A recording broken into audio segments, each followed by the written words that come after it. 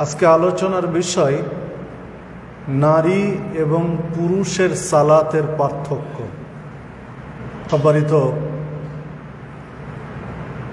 মুসল্লিবৃন্দ, সর্বাগ্রে সেই মহান রব্বুল আলামিনের শুকরিয়া আদায় করি, যাঁর অশেষ অনুগ্রহে সুস্থ শরীরে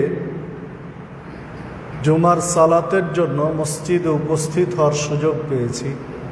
তাই সকলেই বলি আলহামদুলিল্লাহ। অতঃপর দরুদ ও সালাম বর্ষিত হোক সর্বকালের সর্বশ্রেষ্ঠ মহামানব সৈয়দুল মুরসালিন খাতামুন নবীন রহমাতুল্লিল আলামিন নবী মুহাম্মদুর রাসূলুল্লাহ সাল্লাল্লাহু আলাইহি ওয়াসাল্লামের প্রতি। সম্মানিত মুসল্লিবৃন্দ, আপনাদের সামনে কোরআন মাজিদের একটি আয়াতের অংশ বিশেষ তেলাওয়াত করেছি। রাসূলুল্লাহ সাল্লাল্লাহু আলাইহি ওয়াসাল্লামের বাণীর মধ্য হতে ছোট্ট একটি হাদিস পেশ করেছি।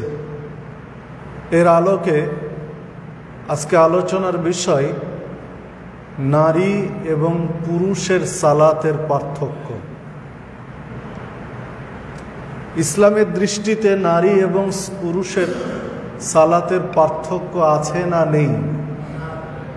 পার্থক্য থাকলে কি ধরনের পার্থক্য, আর না থাকলে তো নেই। পারিপার্শ্বিক কিছু বিষয় নিয়ে কথা বলে আলোচনার ইতি টানবো ইনশাআল্লাহ। ওয়া তাওফীকি ইল্লা বিল্লাহ আলাইহি তাওয়াক্কালতু ওয়া ইলাইহি উনীব। সম্মানিত মুসল্লিবৃন্দ, আলহামদুলিল্লাহ, সুন্দর একটি মসজিদ প্রস্তুত করার সুযোগ আল্লাহ আমাদেরকে দিয়েছেন, তার শুকরিয়া আদায় করে আলহামদুলিল্লাহ। এখন আমাদের দায়িত্ব সালাত সুন্দর করা। যে মহান রব্বুল আলামিন মসজিদ সুন্দর করার সুযোগ দিয়েছেন, সেই মহান রব্বুল আলামিনের জন্য সালাত সুন্দর করা এখন আমাদের প্রয়োজন। যখন জিবরিল আলাইহিস সালাম একজন সাহাবীর রূপ ধরে মানুষের অবয়বে নবী মুহাম্মদ সাল্লাল্লাহু আলাইহি ওয়াসাল্লামের কাছে মসজিদে নববীতে উপস্থিত হয়ে তার সামনে হাঁটু গেড়ে বসে জিজ্ঞাসা করলেন আনিল ইহসান, ইহসান সম্পর্কে, যে ইহসান কাকে বলে। তো ইহসানের ব্যাখ্যা দিতে গিয়ে রাসূলুল্লাহ সাল্লাল্লাহু আলাইহি ওয়াসাল্লাম বললেন, আন তা'বুদাল্লাহ কাআন্নাকা তারাহু ফাইন লাম তাকুন তারাহু ফাইন্নাহু ইয়ারাক। একজন মানুষের রূপ ধরে জিবরিল জিজ্ঞাসা করছেন যে ইহসান কাকে বলে। তো নবী মুহাম্মদ সাল্লাল্লাহু আলাইহি ওয়াসাল্লাম জবাবে বললেন, আন তা'বুদাল্লাহ, আল্লাহর ইবাদত করবে। তুমি আল্লাহর ইবাদত করবে, এমন ভাবে ইবাদত করবে কান্নাকা তারাহু, যেন তুমি সরাসরি তাকে দেখছো। তোমার ইবাদতের মনোযোগ, তোমার ইবাদতের বিনয় নম্রতা, তোমার ইবাদতের চেতনা, মানসিক প্রস্তুতি এতটাই গভীরভাবে মনোনিবেশ করতে হবে কান্নাকা তারাহু, যেন তুমি তাকে দেখছো। কাকে? আল্লাহকে। তুমি সালাতে দাঁড়িয়ে তোমার মনোযোগটা এতটুকু নিবেদিত করবে যেন সরাসরি তুমি তাকে দেখছো। ফাইন লাম তাকুন তারাহু, যদি এই ভাবাবেগ তৈরি করতে না পারো যে তুমি তাকে দেখছো, সালাতের মাধ্যমে সরাসরি আল্লাহকে দেখছো, এই একটা প্রস্তুতি এই একটা মানসিকতা, গভীর মনোযোগ যদি আনতে না পারো, তাহলে ফাইন্নাহু ইয়ারাক, তুমি ওই পরিবেশ তৈরি করো মনোজগতে যে তিনি তোমাকে দেখছেন। এর নাম হচ্ছে ইহসান।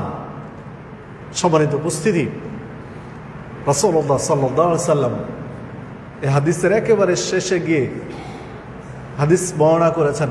ওমর ফারুক রাদিয়াল্লাহু আনহু তোমার রাদিয়াল্লাহু আনহুকে জিজ্ঞাসা করলেন যে, ওমর, তুমি কি জানো এই লোকটিকে?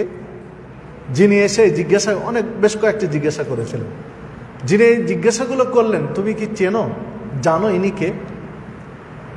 তো বললেন, না জানি না। আশ্চর্য হয়েছি ইনার প্রশ্ন এবং তার অবস্থা সব কিছু নিয়ে আমরা বিস্মিত সাহাবীরা, যে কে ইনি।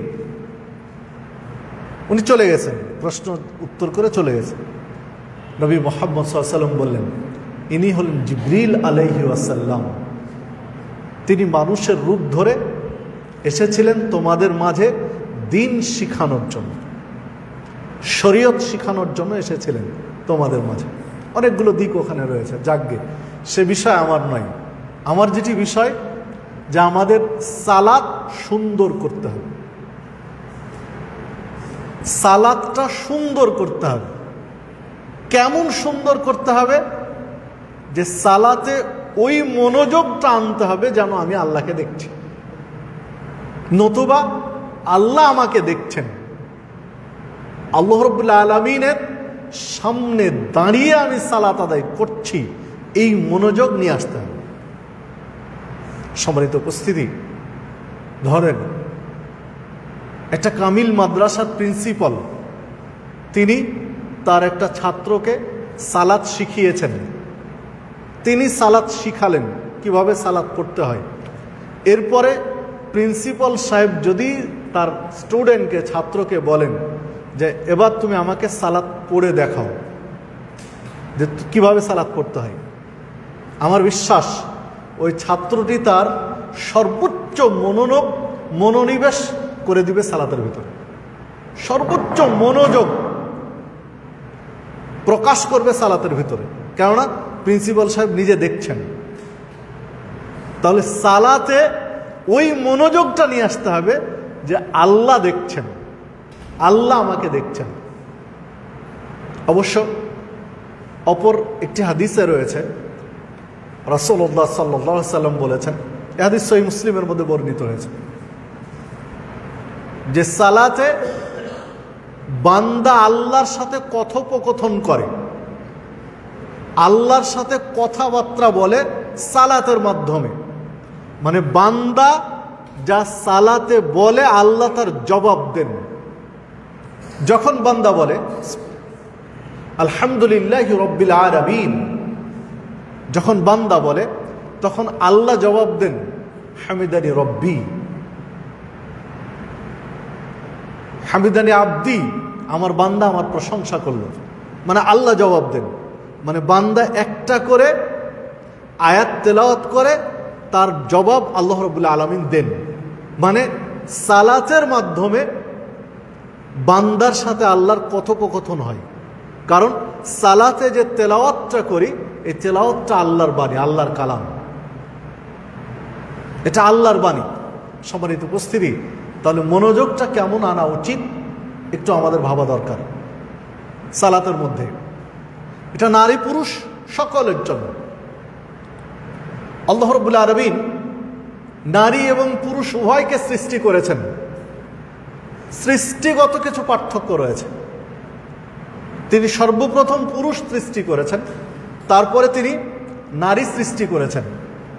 যেমনটি আল্লাহ রাব্বুল আলামিন সূরা নিসার প্রথম আয়াতেই ইঙ্গিত দিয়েছেন, ইয়া আইয়ুহান নাসুত্তাকু রাব্বাকুমুল্লাযী খালাকাকুম, হে জনমণ্ডলী, তোমরা তোমাদের রবকে ভয় করো। আল্লাযী খালাকাকুম, যিনি তোমাদেরকে সৃষ্টি করেছেন, মিন নাফসিন ওয়াহিদা, একজন মানুষ থেকে।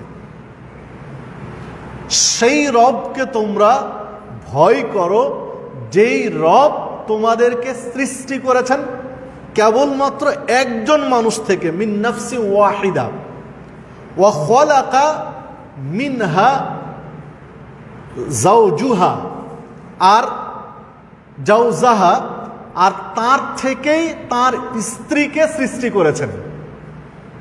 যিনি তার থেকেই, ওই একজন মানুষ থেকেই তার স্ত্রীকেও সৃষ্টি করেছেন।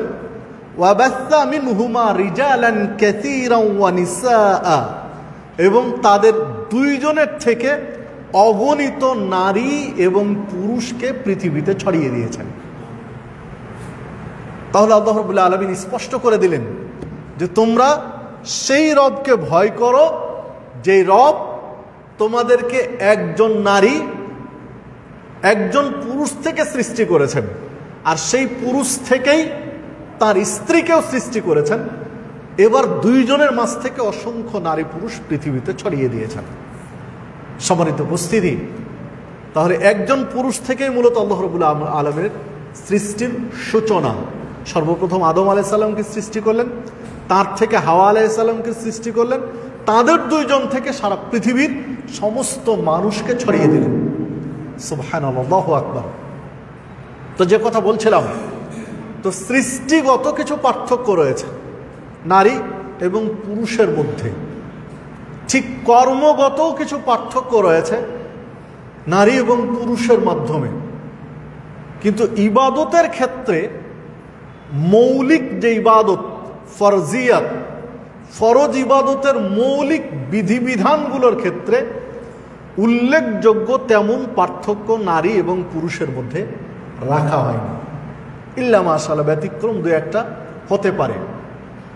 তো ইবাদতের জগতে যত ইবাদত রয়েছে তন্মধ্যে সর্বাপেক্ষা শ্রেষ্ঠ ইবাদত হচ্ছে সালাত। সবচেয়ে বড় ইবাদত হচ্ছে সালাত। যেমন আল্লাহ রাব্বুল আলামিন সূরা আনকাবুতের ৪৫ নম্বর আয়াতে উল্লেখ করেছেন যে তোমরা সালাত কায়েম করো এবং যাকাত দাও। সালাত আদায় করো, যাকাত দাও। ওয়ালা যিকরুল্লাহি আকবার, আল্লাহকে স্মরণ করার, আল্লাহর জিকিরের যত আনুষ্ঠানিকতা রয়েছে তার মধ্যে সর্বোচ্চ জিকির হলো এই সালাত। যিকরুল্লাহি আকবার, সর্বোচ্চ জিকির এটি, আল্লাহকে স্মরণ করা আনুষ্ঠানিকতা। সম্মানিত উপস্থিতি, ঠিক রাসূলুল্লাহ সাল্লাল্লাহু আলাইহি ওয়াসাল্লাম হাদিসের মধ্যে অনুরূপই বলেছেন, আউয়ালু মা ইউহাসাবু বিল আবদ ইয়াউমাল কিয়ামাতিস সালাহ। কিয়ামতের দিন সর্বপ্রথম বান্দার যে হিসাব না হবে সেটি সালাতের। ফাইন সলুহাত সলুহা লাহু সাইরু আমালি, সালাত ঠিক তো অন্যান্য আমল ঠিক। সালাত শুদ্ধ, সলুহা সঠিক, তাহলে অন্যান্য আমলগুলো সঠিক। ওয়াইন ফাসাদাত ফাসাদা সাইরু আমালি, যদি সালাত ত্রুটিপূর্ণ হয়, ফাসিদ, তাহলে অন্যান্য আমলগুলো ত্রুটিপূর্ণ। বাইহাকি তাবারানি এর মধ্যে হাদিসটি বর্ণিত হয়েছে, 1859 নম্বর হাদিস। সম্মানিত উপস্থিতি, তো যে কথা বলছিলাম, আল্লাহ রাসূল সাল্লাল্লাহু আলাইহি ওয়াসাল্লাম বললেন সর্বপ্রথম বান্দার হিসাব না হবে সালাতের। সালাত শুদ্ধ হলে অন্যান্য আমলগুলো শুদ্ধ, আর সালাত অশুদ্ধ হলে অন্যান্য আমলগুলো অশুদ্ধ, বেঠিক, ঠিক নয়। তাহলে আপনার আমার সালাতটা শুদ্ধ হওয়া জরুরি নারী এবং পুরুষ উভয়ের জন্য। নারী পুরুষ উভয়ের জন্যই সালাত সঠিক হওয়া জরুরি একটি বিষয়। তো এইটি সালাতের মধ্যে মৌলিক পার্থক্য আছে না নেই, এইটি আমাদের বিশ্লেষণ দরকার, জানা দরকার। সম্মানিত উপস্থিতি, নারী এবং পুরুষের সালাতের পার্থক্য এই মর্মে 18 এবং বা 19টি পার্থক্য নিয়ে আসা হয়েছে কোনো কোনো গ্রন্থে। তার মধ্যে বেহেশতের জিয়রে সম্ভবত 11টি পার্থক্যের কথা উল্লেখ করা হয়েছে, আর একটি ফিকহি গ্রন্থে 19টি পার্থক্যের আলোচনা নিয়ে আসা হয়েছে। তার সাপোর্টেড লেখক অনেক চেষ্টা করে দলিলও পেশ করেছেন, হাদিস পেশ করার চেষ্টা করেছেন প্রত্যেকটা পার্থক্যের সাপোর্টে। তবে বিশ্লেষণে এই 11টি বা 9টি বা 19টি যেই পার্থক্যের কথাই বলি না কেন, সাপোর্টে যে হাদিসগুলো পেশ করা হয়েছে এই হাদিসগুলো কোনোটা অপ্রাসঙ্গিক, মানে যে পার্থক্য বলা হয়েছে ওই পার্থক্যের সাথে দলিলের সামঞ্জস্য নেই, সম্পৃক্ততা নেই, এইরকম কিছু হাদিস পেশ করা হয়েছে। এক, দ্বিতীয়ত অধিকাংশ হাদিস হয় জয়ীফ কিংবা জাল কিংবা মুনকার, মানে অগ্রহণীয়, যেটা গ্রহণযোগ্য নয়, যে হাদিসগুলো পেশ করা হয়েছে।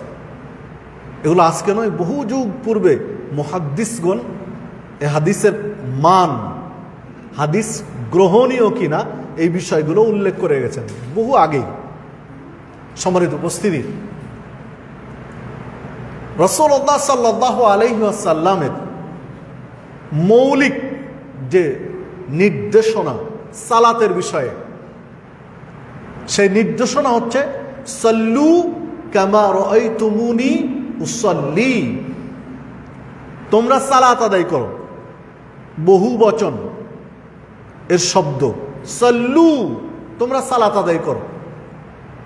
কামা রাআইতুমুনি উসাল্লি, আমি যেভাবে সালাত আদায় করি, আমাকে যেভাবে সালাত আদায় করতে দেখেছো ঠিক ওইভাবে তোমরা সালাত আদায় করো। রাসূলুল্লাহ সাল্লাল্লাহু আলাইহি ওয়াসাল্লাম নিজের দিকে ইঙ্গিত করে বললেন যে আমি নবী যেভাবে সালাত আদায় করি, আমাকে যেভাবে সালাত আদায় করতে দেখেছো ঠিক এইভাবে তোমরা সালাত আদায় করো। যে হাদিসটি সহিহ বুখারীতে বর্ণিত হয়েছে, 631 নম্বর হাদিস। সম্মানিত উপস্থিতি, তাহলে সালাতের মৌলিক বিধান কিন্তু এটি যে সালাত ওইভাবে পড়ো যেভাবে আমি পড়েছি। রাসূলুল্লাহ সাল্লাল্লাহু আলাইহি ওয়াসাল্লামের বাণী এটা, যে ওইভাবে সালাত পড়ো, আমি যেভাবে পড়ি, আমাকে যেভাবে পড়তে দেখেছো সেইভাবে। এইখানে দেখুন যে নারী এবং পুরুষকে আলাদা করা হয়নি, নারী এবং পুরুষ এর মধ্যে কোনো পার্থক্য করা হয়নি। এই নির্দেশনার মধ্যে নারী এবং পুরুষকে একই কাতারে শামিল করা হয়েছে এই বিধানের ক্ষেত্রে। তাহলে একদিকে হলো সালাতের পার্থক্য করতে গিয়ে যে হাদিসগুলো পেশ করা হয়েছে, হাদিসগুলো গ্রহণযোগ্য নয়। দ্বিতীয়ত হলো সালাত এর কাইফিয়াত, পদ্ধতি কেমন হবে, এই বিধান আল্লাহ রাসূল সাল্লাল্লাহু আলাইহি ওয়াসাল্লাম যে হাদিসের মধ্যে বলেছেন, সেখানে নারী পুরুষকে তিনি আলাদা করেননি, ভিন্ন করেননি, একই নির্দেশের মধ্যেই নিয়ে এসেছেন। তাহলে সালাত নারী পুরুষের জন্য একই সিস্টেম, একই পদ্ধতি। হ্যাঁ, সামান্য মূল কাঠামোতে সালাতের মৌলিক বিধিবিধানে পার্থক্য নেই, সাইড দু একটি বিধানে পার্থক্য রয়েছে, যেটি উল্লেখ করে দিয়েছেন, যেটি রাসূলুল্লাহ সাল্লাল্লাহু আলাইহি ওয়াসাল্লাম উল্লেখ করে দিয়েছেন। যেমন সহিহ বুখারীর 1203 নম্বর হাদিস, রাসূলুল্লাহ সাল্লাল্লাহু আলাইহি ওয়াসাল্লাম সালাতের সাথে সংশ্লিষ্ট একটি বিধানে নারী পুরুষের পার্থক্য রয়েছে, যেটি তিনি স্পষ্ট করেছেন। আত-তাসবিহু লির-রিজালি ওয়াত-তাসফিকু লিন-নিসা, ইমাম মুসল্লি সালাত চলছে, যদি ইমামের ভুল পুরুষ মুসল্লি বুঝতে পারেন, তাহলে আত-তাসবিহু লির-রিজাল, পুরুষ তাসবিহ পাঠ করবে, মানে সুবহানাল্লাহ বলবে। ইমাম ভুল করেছেন, ইমাম সালাতের যে কোনো একটা ভুল করে বসেছেন, কথার কথা হতে পারে এক রাকাত পড়েছেন, পড়ে বসে গেছেন, উঠছেন না, তখন লোকমা দাও, তাহলে পুরুষ মুসল্লি বুঝতে পেরেছেন যে ইমাম বসে গেলেন, বৈঠকে বসে গেছেন, অথচ রাকাত হয়েছে একটি, তখন মুসল্লি লোকমা দিবেন কি বলে? সুবহানাল্লাহ। ধরুন 2 রাকাত সালাত হয়েছে জোহরের কিংবা আসরের, কিংবা এশা কিংবা মাগরিবে দিয়ে উঠে যাচ্ছেন, ইমাম উঠে যাচ্ছেন, বসছেন না, বৈঠক করছেন না, খেয়াল করেনি, পিছনের মুসল্লি বুঝতে পেরেছেন ইমাম উঠে যাচ্ছেন, তাহলে লোকমা দিবেন সুবহানাল্লাহ। এটাই বলছেন আত-তাসবিহু লির-রিজাল, ভুলের সংশোধনের জন্য লোকমার ক্ষেত্রে পুরুষ তাসবিহ পাঠ করবে সুবহানাল্লাহ। ওয়া তাসফিকুল লিন-নিসা, কিন্তু পুরুষ মুসল্লি বুঝতে পারেনি বা পুরুষ মুসল্লির দৃষ্টিতে আসেনি, এটা নারীদের দৃষ্টিতে এসেছে, তো নারীরা কি বলবে? তাসফিক। তাসবিহ বলা হয় হাতের তালুতে তালি দেওয়া, দুই হাতের তালু বা পিঠে তালি দেওয়া, এইটা অথবা এইটা। এই তালি নয়, এই তালি মূলত মুসলিমদের নয়, হয় এইভাবে অথবা এইভাবে। তাসফিকুল লিন-নিসা, নারী মুসল্লিদের দৃষ্টিতে যদি ভুলটা চলে আসে ইমামের, তাহলে ওনারা লোকমা দিবেন কি দিয়ে? তালি দিয়ে। যে হাদিস সহিহ বুখারীর 1203 নম্বর হাদিস। এই দেখেন সালাতের পার্থক্য, মানে পুরুষ আর নারীর মধ্যে এখানে পার্থক্য আছে সালাতে, এটাই উল্লেখ করে দিয়েছেন। যেই বিধানে পুরুষ এবং নারীর মধ্যে সালাতে পার্থক্য রয়েছে, সেই বিধান নবী মুহাম্মদ সাল্লাল্লাহু আলাইহি ওয়াসাল্লাম স্পষ্ট করে দিয়েছেন। যেখানে পার্থক্য নেই সেটা বলেননি, সেটা একই। তো এটা তো সালাতের মৌলিক পদ্ধতিগত বিধান নয়, এটা সাইড একটা বিধান, সালাত সংশ্লিষ্ট একটা বিধান, এটা সালাতের ডাইরেক্ট পদ্ধতিগত বিধান নয়। সম্মানিত উপস্থিতি, 1 2 নারী এবং পুরুষের সালাতের পার্থক্যের একটা পার্থক্য। ও আরেকটা কথা বলে রাখি, পরে হয়তো ভুলে যেতে পারি, সেইটা হলো নারীদের জামাতে সালাত পড়া যাবে না, এই মর্মে একটা প্রচারণা রয়েছে আমাদের দেশে। আমাদের দেশে এই ধরনের একটা প্রচার আছে, নারীদের জামাতে সালাত আদায়ের সুযোগ নেই বা নারীদের মসজিদে আসা যাবে না। সম্মানিত উপস্থিতি, তাহলে এই হাদিসটা কি প্রমাণ করে? যে ইমামের ভুল যদি পুরুষের দৃষ্টিতে আসে, তাহলে তাসবিহু লির-রিজাল, পুরুষ সুবহানাল্লাহ বলবে, ও তাসফিকুল লিন-নিসা, আর নারীদের দৃষ্টিতে আসলে নারীরা তালি দিবে। তো পুরুষের দৃষ্টিতে আসলে তাসবিহ, আর নারীদের দৃষ্টিতে আসলে তালি। তো নারীরা যদি মসজিদে সালাত আদায় না করে, জামাতে সালাত যদি নাই পড়ে, ইমামের পিছনে যদি নাই থাকে, তো লোকমা কোত্থেকে আসে? আমি বুঝাতে পারলাম কিনা জানি না। সহিহ বুখারীর 1203 নম্বর হাদিস, হাদিস সহিহ বুখারী। কোরআনুল করিম, কোরআন মাজিদের পরে দলিল গ্রহণের ক্ষেত্রে যেই গ্রন্থটি 1 নম্বরে, সেটা হচ্ছে সহিহুল বুখারী। এটা সারা পৃথিবীর সকল ঘরোয়ানার আলেমদের মতামত, শুধু আমার নয় বা কোনো এক ঘরোয়ানার নয়, সারা পৃথিবীর সমস্ত আলেম এ বিষয়ে একমত যে দলিল সাব্যস্ত করার ক্ষেত্রে সর্বপ্রথম কোরআনুল করিম, এরপরে দ্বিতীয় ধাপে যেটি আসবে সেটা হচ্ছে সহিহুল বুখারী। তো হাদিসটি সহিহুল বুখারী। যে পুরুষ লোকমা দিবে তাসবিহ বলে, সুবহানাল্লাহ বলে, নারী লোকমা দিবে হাতের তালি দিয়ে। তো তাদের যদি জামাতে সালাতের সুযোগ নাই থাকে, বিধান যদি নাই থাকে, পুরুষের ইমামের পিছনে সালাত যদি নাই হয়, তাহলে তালিটা কোত্থেকে আসে? এই বিধানটা কোত্থেকে কিভাবে আসবে?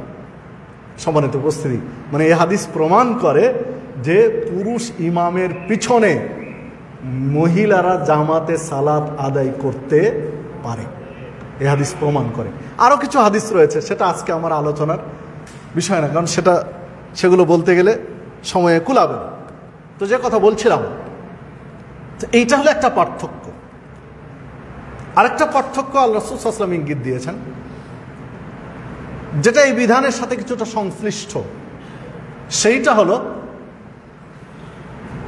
যেগুলো জেহেরি কেরাত, প্রকাশ্য তেলাওয়াত, এই প্রকাশ্য তেলাওয়াতে পুরুষ ইমাম সাউন্ড দিয়ে তেলাওয়াত করবেন, মানে তেলাওয়াতের সাউন্ডে কৃপণতা করবেন না, মুসল্লিরা যেন আওয়াজ শুনতে পায়, এই সাউন্ড দিয়ে তেলাওয়াত করবেন।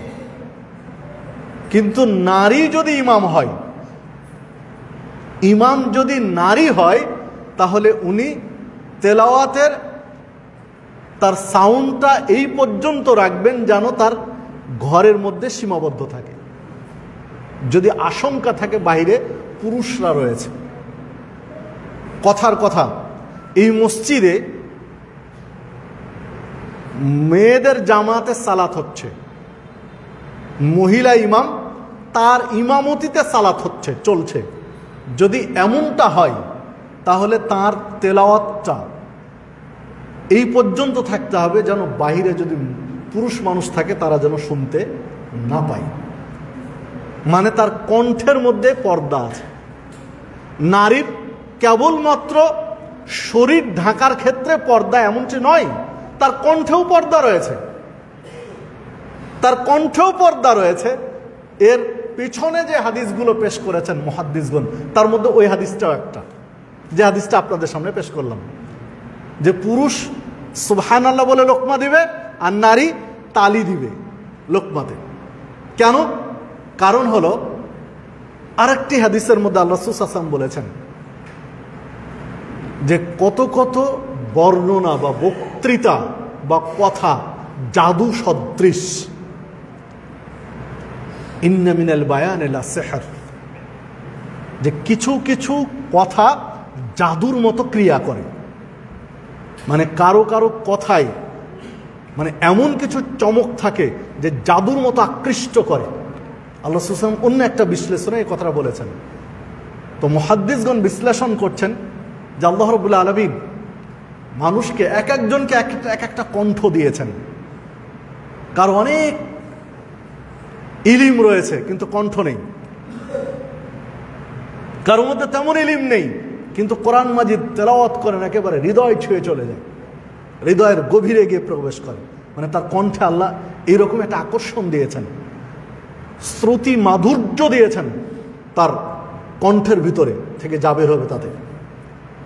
সবারই তো উপস্থিতি, স্বভাবতই মেয়েদের কণ্ঠে পুরুষ দুর্বল, মেয়েদের কণ্ঠ পুরুষ দুর্বল হয়ে যায়। এটা স্বভাবগত, সৃষ্টিগতভাবে আল্লাহ রাব্বুল আলামিন মেয়েদের কণ্ঠে এইরকম একটা আকর্ষণ দিয়েছেন। তো পুরুষকে সুবহানাল্লাহ বলতে দিলেন কিন্তু নারীকে বলতে দিলেন না, তালি দিতে দিলেন। কেন? যদি আকর্ষণীয় কণ্ঠ হয়, এই রকম একটি নারী যদি সুবহানাল্লাহ বলে, পিছন থেকে হতে পারে অনেক পুরুষের সালাতে দুর্ঘটনা ঘটতে পারে। পিছন থেকে যুবতী একজন মুসলিম বোন যদি সুন্দরভাবে সুবহানাল্লাহ বলে, হতে পারে অনেক যুবকের সালাত শেষ হয়ে যাবে, আউট হয়ে যাবে। কারণ সালাতে মনোযোগ ধরে রাখতে পারবে না, ওই কণ্ঠের দিকে তাকে আকর্ষণ করবে, হতে পারে। যার কারণে রাসূলুল্লাহ সাল্লাল্লাহু আলাইহি ওয়াসাল্লাম স্পষ্ট করে দিলেন, অনেকগুলো কারণ বলেছেন, তার মধ্যে এটা একটা কারণ বলেছেন যে নারীরা সালাতে সুবহানাল্লাহ বলতে পারবে না, তারা তালি দিবে। কারণ তাদের সাউন্ড যেন পুরুষের কানে না আসে।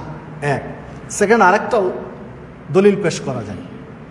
রাসূলুল্লাহ সাল্লাল্লাহু আলাইহি ওয়াসাল্লাম অন্য একটি আলোচনার মধ্যে বলেছেন, কোন নারী যদি পরপুরুষের সাথে কথা বলা প্রয়োজন হয়, জরুরি, এমনিতে গল্প করবে, খোশ গল্প, এই সুযোগ নারীদের নেই।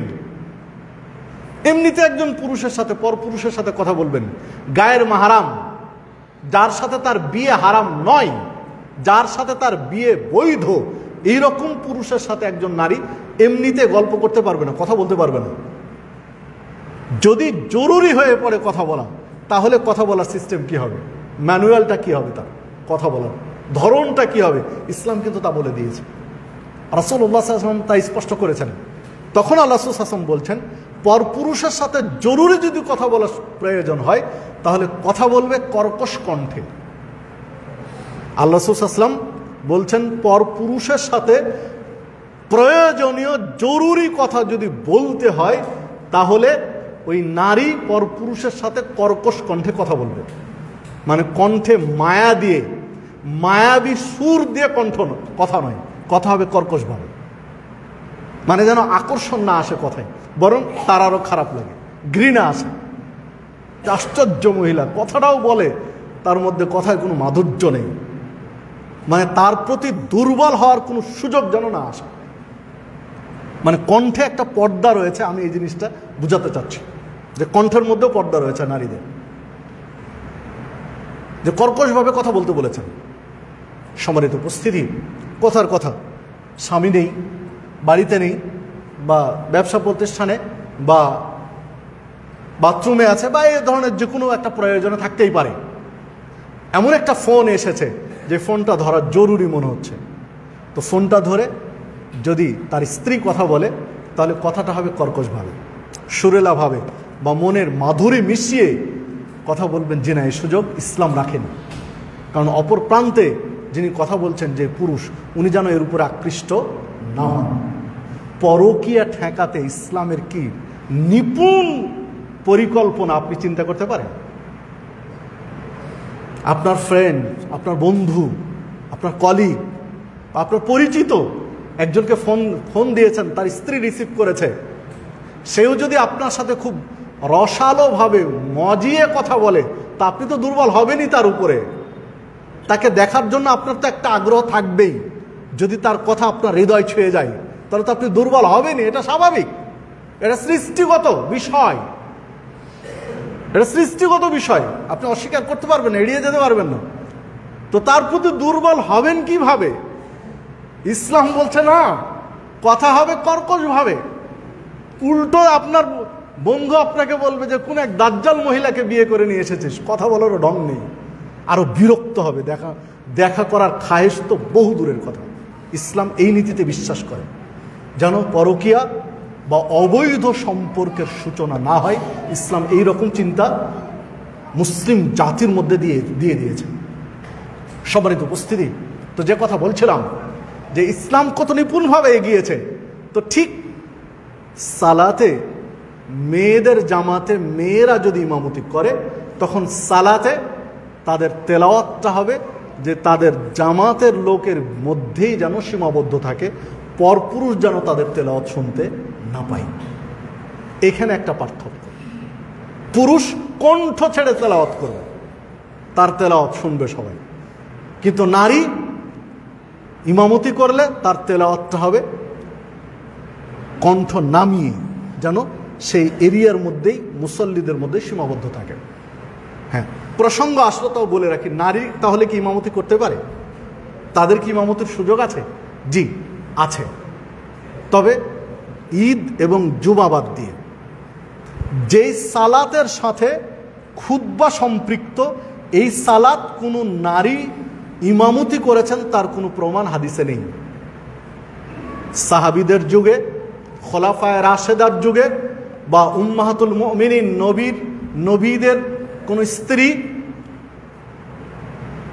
খুতবা সংশ্লিষ্ট সালাতের ইমামতি করেছেন তার প্রমাণ নেই। মানে খুতবা দেওয়ার এই অধিকারটা আল্লাহ পুরুষকে দিয়েছেন, নারীকে নয়। তো ঈদের সাথে, ঈদের সালাতে যেহেতু খুতবা আছে, জুমার সালাতে যেহেতু খুতবা আছে, এই ইমামতি নারী করতে পারবে না, পুরুষের দায়িত্ব হতে হবে, এটা পুরুষের মধ্যে আসতে হবে। হ্যাঁ, কেউ যদি বলেন যে না, এই ফতোয়া চেঞ্জ করতে হবে, উল্টিয়ে দিতে হবে, তাহলে সমস্যা নেই, দলিল পেশ করতে হবে, আপনাকে প্রমাণ পেশ করতে হবে। প্রমাণটা হতে হবে কোরআন অথবা সুন্নাহ দ্বারা। সুন্নাহ যদি হয়, হাদিস যদি হয়, তাহলে হাদিস শুদ্ধ হতে হবে, হাদিসটা সহিহ হতে হবে, যে সাহাবীদের আমল দ্বারা অথবা খোলাফায়ে রাশেদের আমল দ্বারা অথবা উম্মাহাতুল মুমিনিনদের আমল দ্বারা আপনাকে প্রমাণ দিতে হবে। যদি থাকে মেনে নেব, সমস্যা কি? শরীয়তের ক্ষেত্রে তো গোলামি করার আপনার আমার সুযোগ নেই। যদি আপনার কাছে দলিল থাকে, কোনো মানুষ জ্ঞানের সর্বোচ্চ শিখর আরোহণ করেছেন, সব শাখায় বিচরণ করেছেন, এমনটি নয়। হতে পারে আমাদের জ্ঞানের সীমাবদ্ধতা নেই। যদি আপনার কাছে প্রমাণ থাকে দেখাবেন, সমস্যা কি? মেনে নেব আগামী দিন থেকে। যদি না থাকে তো গোলামি করার কোনো সুযোগ নেই। সির্ফ ফিকহি মাসালা দিয়ে আপনি প্রমাণ করবেন, জি না, ফিকহি মাসালা মানুষের চিন্তা প্রসূত জ্ঞান, মানুষের গবেষণালব্ধ চিন্তা প্রসূত। তো গবেষণালব্ধ জ্ঞান, চিন্তা প্রসূত জ্ঞানে ভুল হতেই পারে। একজন ফকিহ একটা মাসালা দিয়েছেন, ঠিক ওই হাদিস থেকে আরেকজন ফকিহ আরেকটা মাসালা দিয়েছেন, এটা দিতেই পারে। যেমনভাবে তাফসির থেকে কোনো মাসালা সাব্যস্ত হয় না, স্রেফ তাফসির থেকে কোনো মাসালা প্রমাণ করা যায় না, কারণ তাফসিরটা একজন মুফাসসিরের বিশ্লেষণ। তার বিশ্লেষণ ভুলও হতে পারে, তার বিশ্লেষণ সঠিকও হতে পারে। যিনি বিশ্লেষণ করেছেন তার অপরাধ নেই। উনি তার ম্যান্ডেট ঠিক রেখে, তার চেতনা ঠিক রেখে, তার আকীদা মানহাজ ঠিক রেখে যদি গবেষণা করে ভুল করেন তাহলে অর্ধেক নেকি পাবেন, আর ঠিক করলে ডবল নেকি পাবেন, যে হাদিস সহিহ বুখারীতে রয়েছে। তবে তার আকীদা মানহাজ, তার ম্যান্ডেটটা কি ছিল এইটা আল্লাহ ভালো জানেন, অন্তরের খবর, এটা আপনি আমি জানি না। তো উনি একটা ভুল করলেও কিন্তু নেকি পাচ্ছেন যদি তার আকীদা মানহাজ ঠিক থাকে। কিন্তু আপনি আমি তার ভুল জানার পরে তার ভুল আমলটা করলে আপনি আমি পাপী হব, উনি ঠিকই নেকি পাচ্ছেন, সেটা অন্য একটা প্রসঙ্গ। যাকগে, তো যেটা বলছিলাম যে জুমা কিংবা ঈদ এই দুই সালাত নারীদের ইমামতিতে হয়েছে এমনটি কোনো সহিহ হাদিস দিয়ে প্রমাণ খুঁজে পাওয়া যায় না, কারণ এগুলোর সাথে খুতবা রয়েছে।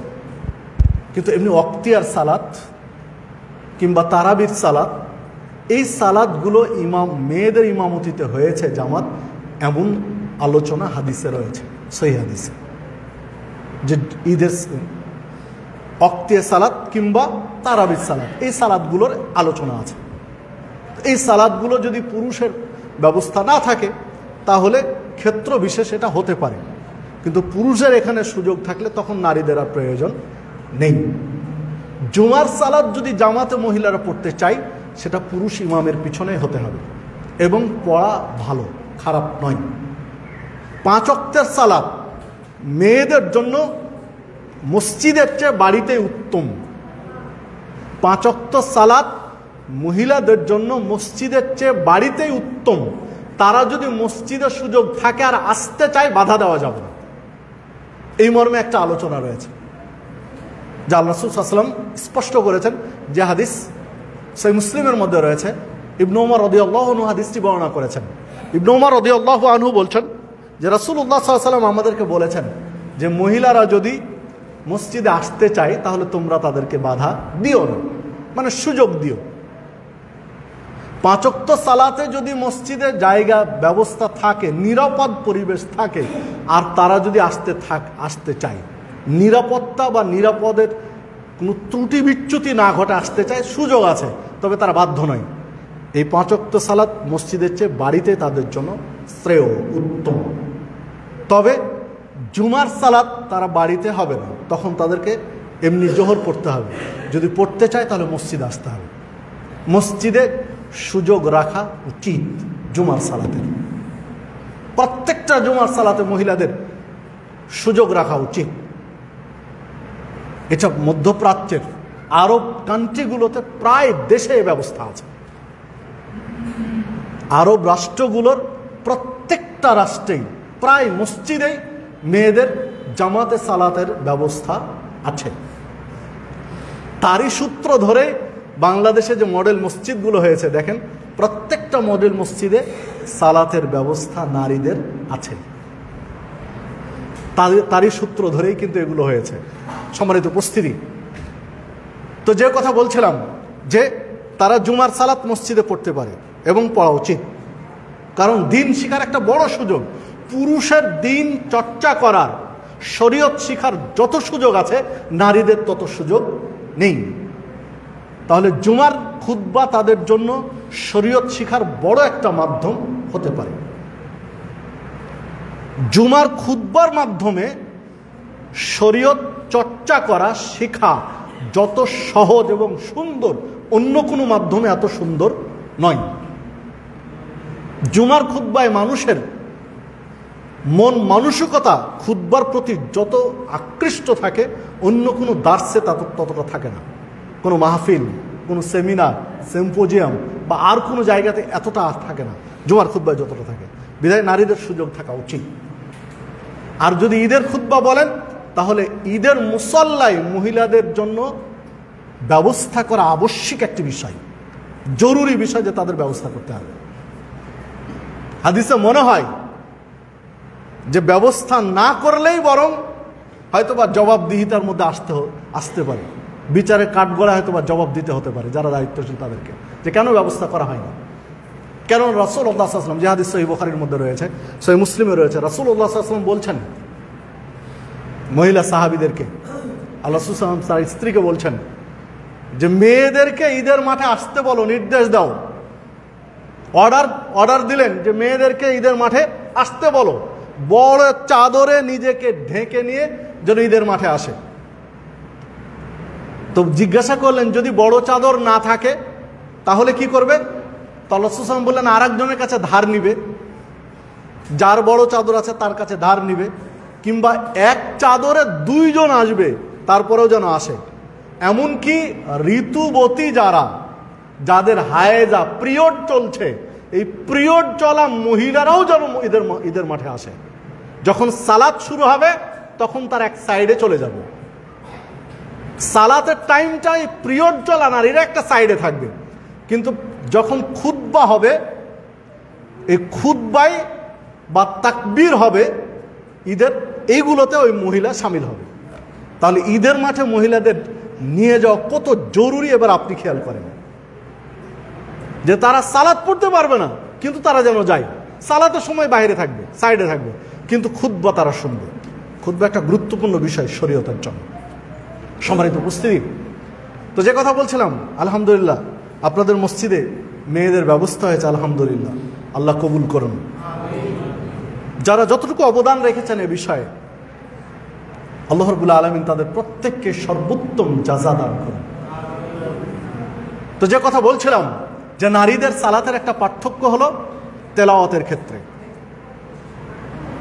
ইমাম যদি নারী হয় তাহলে তেলাওয়াত হবে ওই গণ্ডির মধ্যে যেন সীমাবদ্ধ থাকে, পুরুষ হলে তেলাওয়াত হবে জোরে। আর একটা পার্থক্য এই দাঁড়ানোর ক্ষেত্রে রয়েছে, 3 নম্বর পার্থক্য, যে ইমাম পুরুষ তাহলে ইমাম দাঁড়াবেন সামনের কাতারে, আর মুসল্লিরা দাঁড়াবেন পিছনের কাতারে। ইমামের পিছনে দাঁড়াবেন, কাতার শুরু করবেন। পুরুষ ইমাম এক কাতার সামনে দাঁড়াবেন।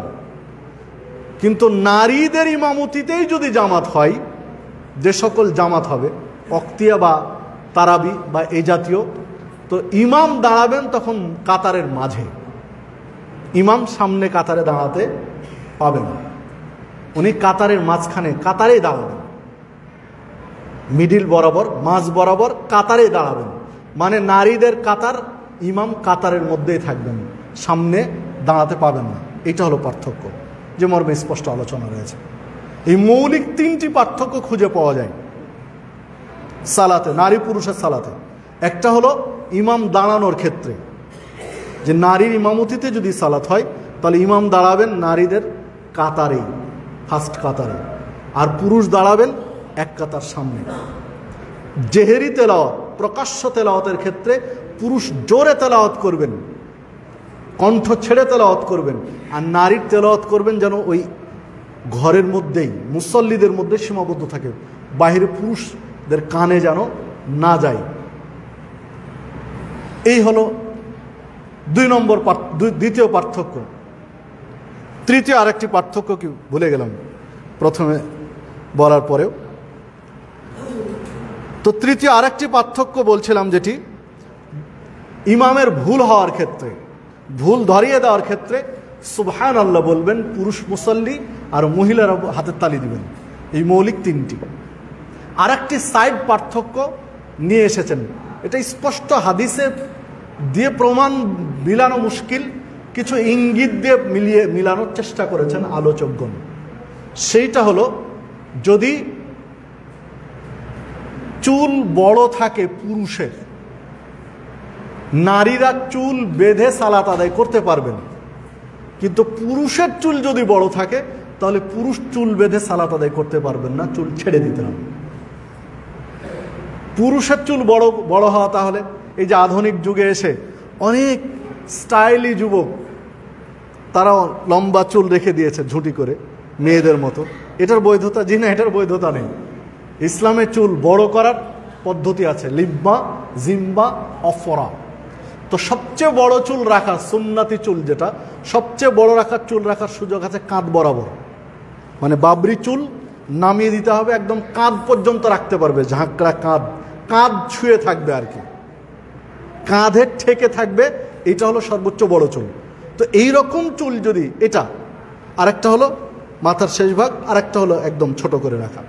তো যাই হোক, তো এই কাঁধ বরাবর যদি লম্বা চুল থাকে কারো, কোনো পুরুষের, তো এই পুরুষ চুল বেঁধে সালাত আদায় করতে পারবে না, তাকে চুল ছেড়ে দিতে হবে। কিন্তু নারীরা চুল বেঁধে রাখতে পারবে, এই একটা পার্থক্য নিয়ে এসেছেন সাইড।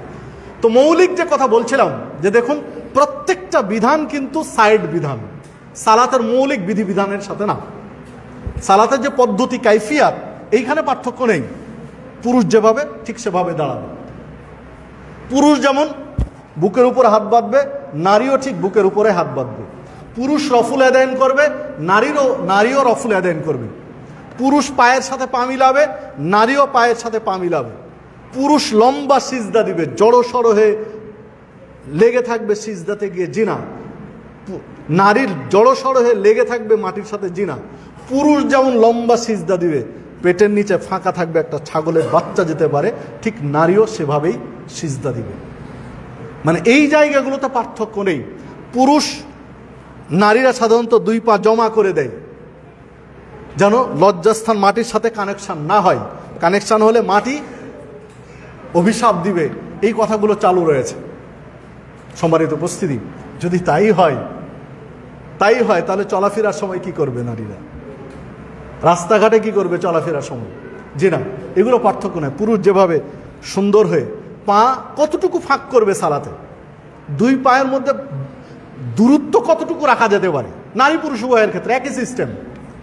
দুই কাঁধের দূরত্ব যতটুকু, এই কাঁধ আর এই কাঁধের দূরত্ব যতটুকু, ঠিক তার দাঁড়ালে ডান এবং বাম পায়ের মানে কনিষ্ঠ আঙ্গুল ঠিক দূরত্বটা হবে ততটুকু।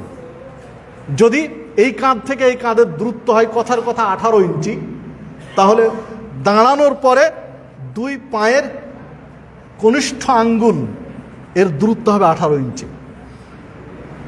এইভাবে যদি দাঁড়াতে পারি, তাহলে হাদিসের যে শব্দ এসেছে কাঁধে কাঁধ, পায়ে পা মিলিয়ে দাঁড়াতে বলা আছে, পায়ের সাথে পা, কাঁধের সাথে কাঁধ। তো এইভাবে যদি দাঁড়ায়, তো প্রত্যেকের পায়ে পা, কাঁধে কাঁধ মিলে যাবে। মানে কাঁধ আর পা এর পায়ের শেষ ভাগ, দুই পায়ের শেষ ভাগ আর দুই কাঁধের শেষ ভাগ, এই দুইটা যদি সমান হয়, তাহলে পায়ে পা, কাঁধে কাঁধ মিলে যাবে। নারী পুরুষ উভয়ের ক্ষেত্রে একই সিস্টেম, একই পদ্ধতি।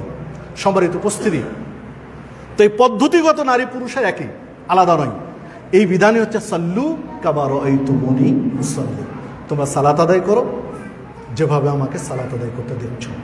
সম্মানিত উপস্থিতি, আসুন আমরা চেষ্টা করি সালাত আদায়ের জন্য।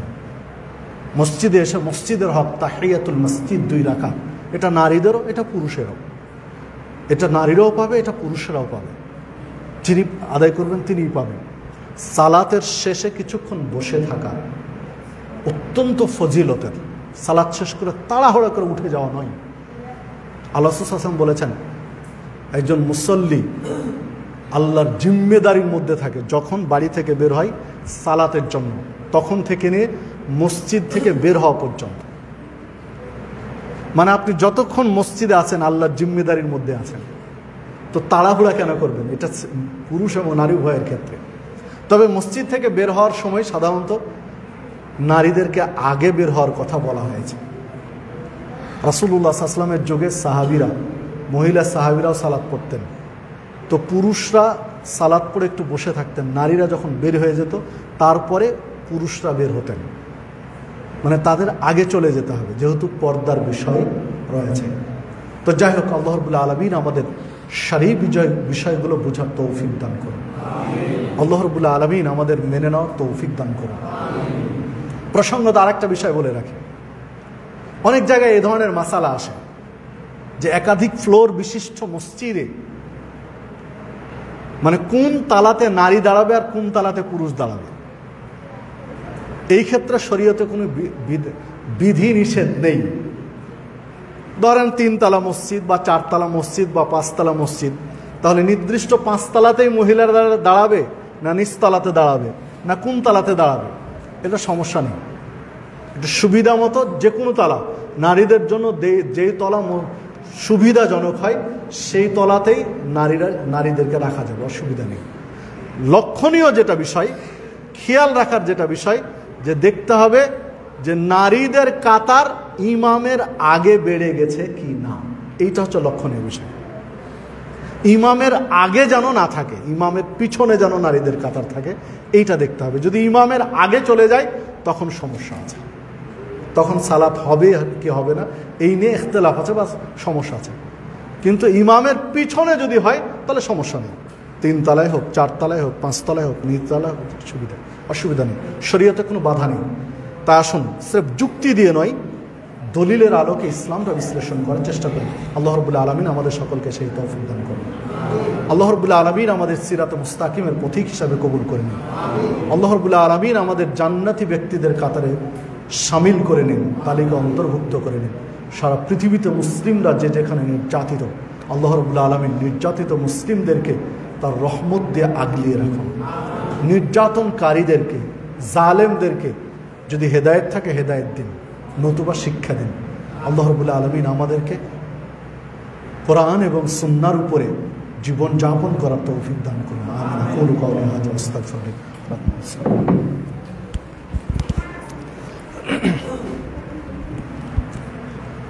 نحمده ونصلي على رسوله الكريم. أعوذ بالله من الشيطان الرجيم. ما كان محمد أبا أحد من رجالكم ولكن رسول الله وخاتم النبيين وكان الله بكل شيء عليما. إن الله وملائكته يصلون على النبي يا أيها الذين آمنوا صلوا عليه وسلموا تسليما. اللهم صل على محمد وعلى آل محمد كما صليت على إبراهيم وعلى آل إبراهيم إنك حميد مجيد. اللهم بارك على محمد وعلى آل محمد كما باركت على إبراهيم وعلى آل إبراهيم إنك حميد مجيد. اللهم انصر من نصر دين محمد صلى الله عليه وسلم واجعلنا منهم، واخذل من خذل دين محمد صلى الله عليه وسلم ولا تجعلنا منهم. اللهم انصر الإسلام والمسلمين واخذل الكفرة اليهود والنصارى المشركين. اللهم اعز الإسلام والمسلمين واخذل الكفرة اليهود والنصارى المشركين. عباد الله رحمكم الله، إن الله يأمركم بالعدل والإحسان وإيتاء ذي القربى وينهى عن الفحشاء والمنكر والبغي يعظكم لعلكم تذكرون. ولا ذكر الله تعالى ولا وعد أذل وأتم وأكبر.